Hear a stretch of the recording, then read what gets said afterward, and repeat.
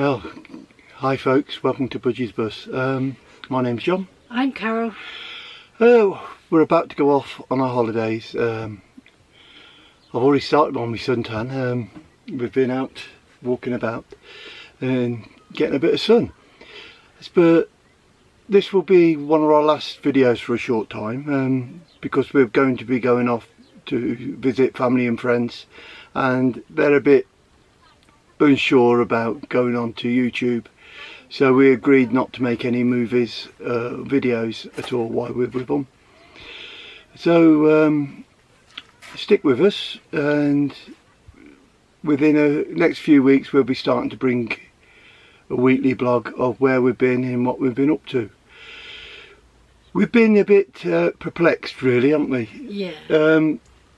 It's been a while since we've had young kids with us on a holiday, so usually we do our thing, which is having a drink out at night, nipping to restaurants whenever we feel like it. But with the kids we can't drink as much, which is logical, and 9 times out of 10, unless it's a they don't like food either. That is it.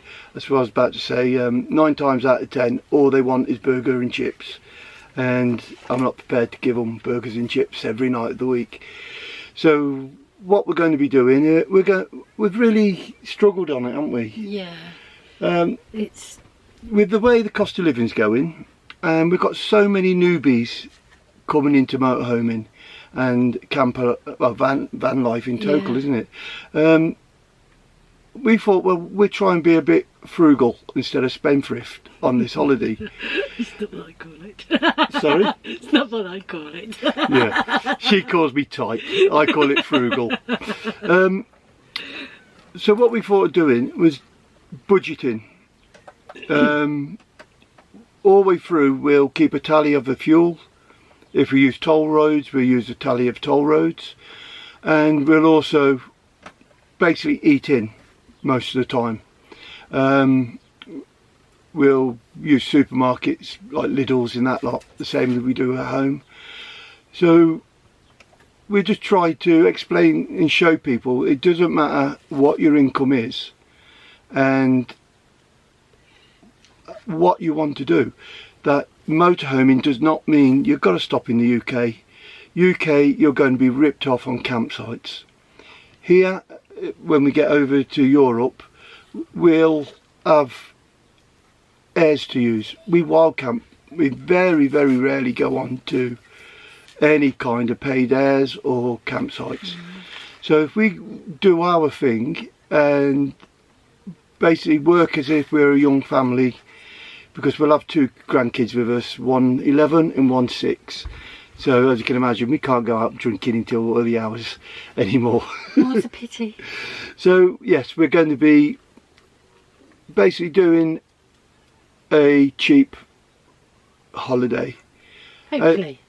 Hopefully. Yeah. Yes. Hopefully. Depends what fuel's like when we get over the continent, isn't it? That's it. But yeah, that's what we want to do. So if you stick with us, we'd appreciate it. We're hoping to go to Dover Castle before getting the ferry, yeah? Yeah. So we'll do a short video from Dover Castle. We'll do a little bit on the video on the ferry crossing. But unfortunately, I do not like to stop in France for long. Not on the way down. I like to get into Spain and Portugal as quickly as possible. Beautiful Spain. I love Spain. We both love Spain, and my favourite's Portugal. Portugal, yes, that is both our favourites. Those that know me know I worked in France for a long time, and what we usually do, we get off a ferry, I will drive all the way down past Poitiers to an airs that we always use.